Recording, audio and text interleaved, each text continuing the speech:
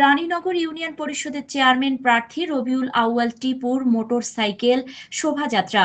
পাবনা থেকে শরীফুল ইসলামের পাঠানো তথ্যচিত্রের ডেস্ক রিপোর্ট। আগামী ইউপি নির্বাচনকে সামনে রেখে নেতাকর্মী এবং সমর্থকদের সাথে নিয়ে বিশাল এক মোটরসাইকেল শোভাযাত্রা ও ইউনিয়নবাসীর সাথে ঈদ পরবর্তী কুশল বিনিময় করেছেন চেয়ারম্যান পদপ্রার্থী এবং রানীনগর ইউনিয়ন বিএনপির যুগ্ম আহ্বায়ক ও সাবেক ছাত্রনেতা মোহাম্মদ রবিউল আউয়াল টিপু। শোভাযাত্রাটি বুধবার বিকেলে পাবনার সুজানগর উপজেলার রানীনগর ইউনিয়নের টাকিগাড়া চৌরাস্তা থেকে শুরু হয়ে বিভিন্ন সড়ক প্রদক্ষিণ শেষে বাঘলপুর বাজারে গিয়ে শেষ হয়। পরে এক পথসভায় বক্তব্য রাখেন চেয়ারম্যান প্রার্থী রবিউল আউয়াল টিপু। আমি মোহাম্মদ রবিউল আউয়াল টিপু।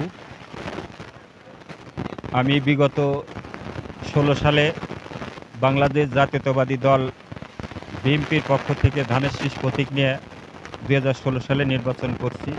আগামী দিনেই আমি আবার আগামী নির্বাচনে ইউনিয়ন পরিষদ নির্বাচনের করার প্রত্যাশী। এই হিসাবে আমি রানীনগর ইউনিয়নবাসীর দোয়া ও সমর্থন প্রত্যাশার জন্য শোডাউন করতেছি, হোন্ডা শোডাউন।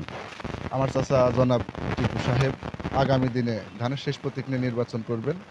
আমরা সবাই তাকে সার্বিকভাবে সহযোগিতা করব এবং তাকে জয়যুক্ত করব, এবং উনি যদি চেয়ারম্যান হয়ে আমাদের এলাকায় আসেন, আমরা বিশ্বাস করি সাধারণ মানুষের ভাগ্যের উন্নয়ন ঘটবে এবং আমরা খুব ভালোভাবে এলাকায় সাধারণ মানুষ নিয়ে চলতে পারবো এবং বসবাস করতে পারবো।